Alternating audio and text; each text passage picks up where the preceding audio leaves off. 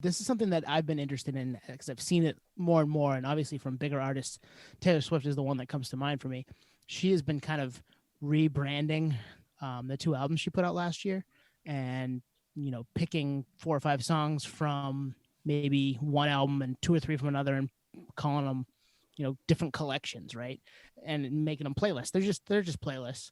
It's cool. It gives the artists a chance to kind of breathe life into something that already existed. So like I could see bands going back to their album from 7 years ago and then putting a couple songs from the most recent one together and saying these kind of fit together. Here's a playlist, and then giving it a collection name. I think this is a move Taylor saw coming and more artists are going to do. What do you guys think? Yeah. Is this like a weekly thing she's doing? She's been doing it now for a couple of weeks. Yeah. Jeez. I mean, yeah. So she's put her, it checks a lot of boxes. It's a good way to promote the new album, keep it fresh, keep it on people's radars. It's a good way to keep her on people's radars. And, it's more pennies in her pocket, the more streams. And obviously we discussed in previous episodes how much her catalog's worth and the volume of streams that she generates. Yeah, I mean, this is like low-hanging fruit. It's like kind of a more recent greatest hits that she can just keep pumping out. Makes sense. Would this have happened without COVID? Probably not. She'd be out touring, or maybe this would supplement touring. Who knows? You said it. You took the words right out of my mouth with the greatest hits thing, because I don't know if you've noticed on Instagram, Rage Against the Machine has been doing something on Spotify saying Rage Against the Machine greatest hits. Oh, wow. I'm like, greatest hits. Like they never even put out a greatest hits. And I think we've talked about it on here because they kind of rage against that whole record machine, so they had found a way to avoid that greatest hits thing. But with the Spotify thing, same thing, because of COVID, like it's a way to recycle the music and get, more spins and whatnot. And I just thought of it as, it's another greatest hits. It's really just the soup of the day. You know what I mean? These songs have already been played. People already know them. You're just kind of like repackaging it to like present it and get those spins up. And I've just noticed like all sorts of different tactics that we may not even like notice. You know what I mean? Like if you're watching a show on Netflix and you fall asleep, or you turn off the TV, but the show continues to play, there's all sorts of tactics being thrown in where like there's more spins that are happening and more streams when really no one's even really paying attention. So that greatest hits, you might play it in the background and forget about it.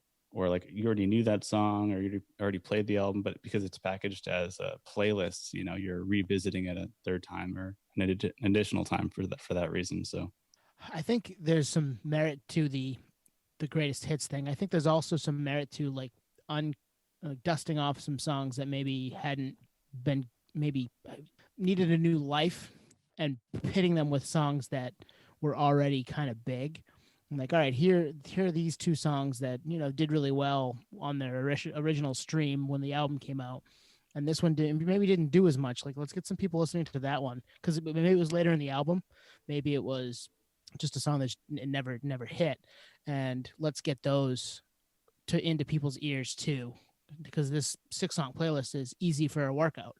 You're going to go for a half an hour run, bang. I'm going to listen to that playlist that Taylor just put out, or Rage Against the Machine just put out, or say the Foo Fighters do with a couple songs from The Color and the Shape and a song from There's Nothing Left to Lose, and et cetera, right? Like that's a good way to get some of those older songs that maybe don't get hit on the way that they used to because time has passed.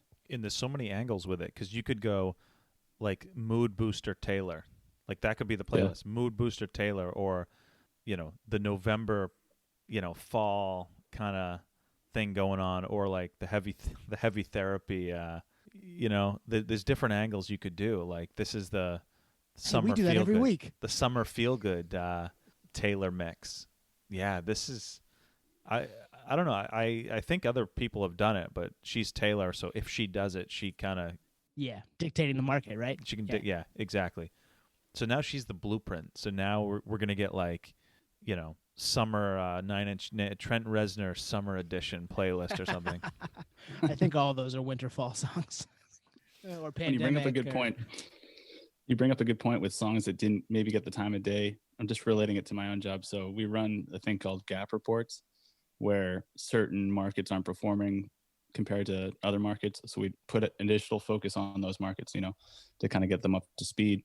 And I think what you said is exactly probably what's going down metric wise, because they're like, you know what, we know the song should be hitting at the same level as the singles. It's equally as good, same producers, same singer, all that stuff. So let's just keep pumping this until it's, they're all hitting on all targets. So that you're trying to find you're trying to find the area that needs a little love, right? Massage that and see if you can't get a little more out of it. I got called by a credit card company today that I have a credit card with that I have not used in probably a year. And it's had a zero balance, whatever, just kind of hung out in my wallet, but doesn't get used. They called me and they're like, "Hey, why aren't you using it? Can you use it?" They get all the data. I'm like, "Hey guys, I'm all set. How about we, But that's the same idea, right? They're trying to find, let's squeeze that rock and see if there's a couple pennies in it. I mean, when you think about it, it's like intelligent radio. It's like radio just blasts shit out in every direction. This is like local WCYY knows I'm a Rage fan, so they direct the speaker into my house. It's like that same thing. That's crazy. Totally. Call. Yeah. So that's what we think the ball's moving on that, right? We're gonna see more of that, especially from those bigger artists who have a massive catalog, and if they were to rebrand some of their stuff, people would eat it up. Yeah, those two things tied into the Neuralink, tied into Spotify, listening to everything you're thinking. Like, you literally will have a moment, like a 1-second moment of depression, and you'll get like some kind of depressing song in your Neuralink. Wait, you guys have seen The Matrix, right? Yeah. We're so fucked. This doesn't end well, guys. We're so fucked.